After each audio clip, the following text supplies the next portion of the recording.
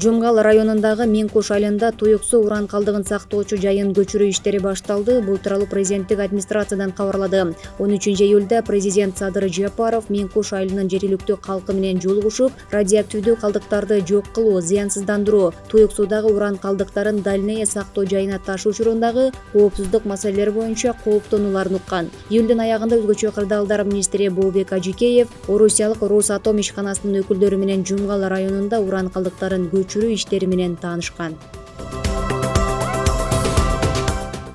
Президент Садыр Жапаровдун жаңы Кыргызстанды куруунун багыты аталышындагы китеби жарык көрдү. Китеп 134 беттен жана 4 бөлүмдөн турат. Ал жалпы 41 000 даана нуска менен басылып чыккан. Жаңы Кыргызстанды куруунун багыты китебинде бүгүнкү Кыргызстандын тарыхы, учурдагы окуялар жана келечеги тууралуу баяндалат. Садыр Жапаров китептин 1 бөлүмүндө кыргыз жергесинде жашаган көп этностуу эл менен биргеликте жаңы Кыргызстанды курууга чогуу кадам таштоого чакырган. 2 бөлүмдө мамлекеттик жана улуттук идеология тууралуу кеңири кеп болот.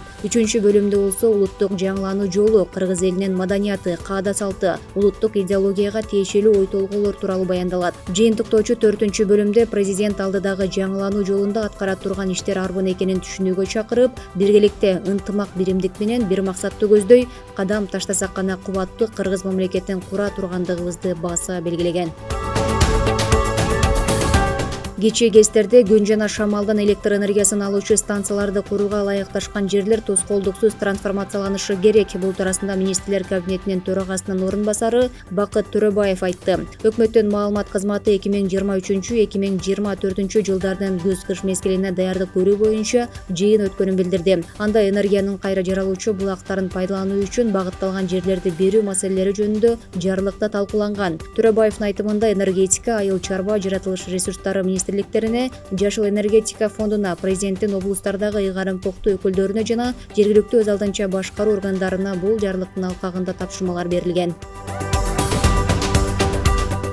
Кантта белгисиз адамдар Кыргыз темир жолу мамлекеттик ишканасынын жүргүнчүлөрдү ташыган поезддин бир нече айнектерин талкалап кетишкен. Окуя кечээ саат 21:18 болгон. Көчө тараптан келген адамдар VIP люкс вагондордун жана жөнөкөй вагондун 9-купесинин терезелерин сындырып, башка вагондун жумушчу тарабындагы тамбурдун айнегин талкалашкан. Мындай жагымсыз окуя материалдык гана эмес, адамдардын өмүрүнө жана ден соолугуна да коркунуч келтирери белгиленди.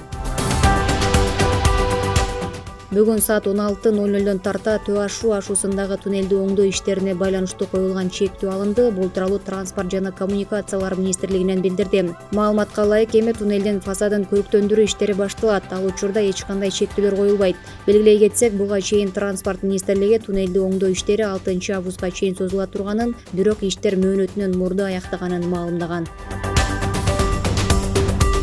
Өзгөчө кырдаалдар министрлиги күтүлүп жаткан туруксуз аба ырайына байланыштуу шашылыш билдирүү таратты. Ага ылайык 2-3 августта туруксуз аба ырайына жана күтүлүп жаткан нөшөрлүү жаан-чачынга байланыштуу Ысык көл жана Нарын облустарынын тоолуу жана тоо этектериндеги райондорунда сел жүрүшү мүмкүн. Министрлик сел каптоонун алдын алуу максатында үйлөрдүн жанындагы жана чарбактардагы арыктарды тазалоону эскертет. Баткен облусунда ушул жылдын аягына чейин 4 бала бакчанын, 4 мектептен, 1 ФАПтын жана 2 мектептин кошумча имаратынын курулушу аяктайт. Аталган долбоор Арис тарабынан ишке ашырылууда. Бул тууралуу президенттин Баткен облусундагы өкүлчүлүгүнүн басма сөз кызматынан билдирди. Учурда социалдык объекттердин курулушу жүрүп жатат. Алар керектүү жабдуулар жана эмеректер менен жабдылат.